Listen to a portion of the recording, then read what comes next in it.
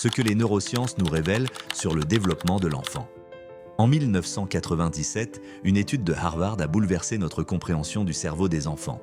Les chercheurs ont montré que les enfants exposés à un environnement émotionnellement instable développaient moins de connexions dans le cortex préfrontal. Cette zone est essentielle pour gérer les émotions et prendre des décisions.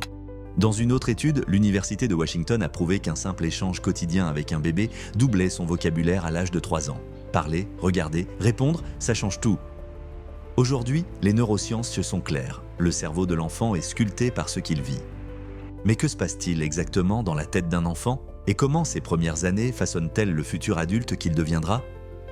À la naissance, un bébé a 86 milliards de neurones, mais ces neurones ne sont encore que des points isolés. Entre 0 et 6 ans, son cerveau crée plus d'1 million de connexions chaque seconde et ce réseau se développe en fonction de ce que l'enfant vit. S'il se sent en sécurité, s'il joue, s'il entend des mots doux, le cerveau se structure. Tonalité grave, lente, mais dans un environnement stressant, froid ou incohérent, ces connexions peuvent s'effondrer. L'attachement, la base invisible. Dans les années 60, le psychiatre John Bowlby a développé la théorie de l'attachement. Un enfant a besoin d'un adulte stable, présent et rassurant. S'il l'a, il développe un attachement sécure. Il explore, il ose, il tombe, il revient. Et il recommence. Mais si ce lien est instable ou incohérent, il peut développer un attachement anxieux ou évitant. Et ces mécanismes se répètent, même à l'âge adulte. Les émotions, des tempêtes internes. Un enfant ne joue pas un rôle, il ne fait pas de crise pour rien. Son cerveau émotionnel, l'amygdale, est en surchauffe. Mais son cortex préfrontal, lui, est encore en chantier. Il ne sait pas gérer ses émotions seul. Il a besoin de nous. Dire « je vois que tu es triste, je suis là », c'est bien plus puissant que « arrête de pleurer ». On ne discipline pas une émotion, on l'accompagne. L'environnement, miroir silencieux.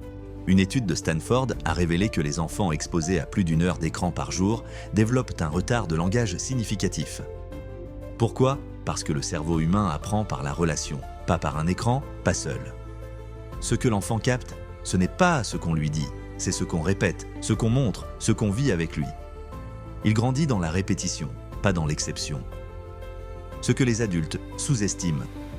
Un enfant apprend par imitation. Il copie nos mots, mais surtout nos gestes, nos silences, nos tensions, tonalité basse. Tu peux lui dire « sois gentil », mais si tu cries, il apprend à crier. Le regard que tu poses sur lui devient le regard qu'il aura sur lui-même. Conclusion, reconstruire, ensemble, comprendre un enfant, c'est aussi comprendre l'adulte qu'il deviendra, mais c'est aussi comprendre l'enfant que nous avons été.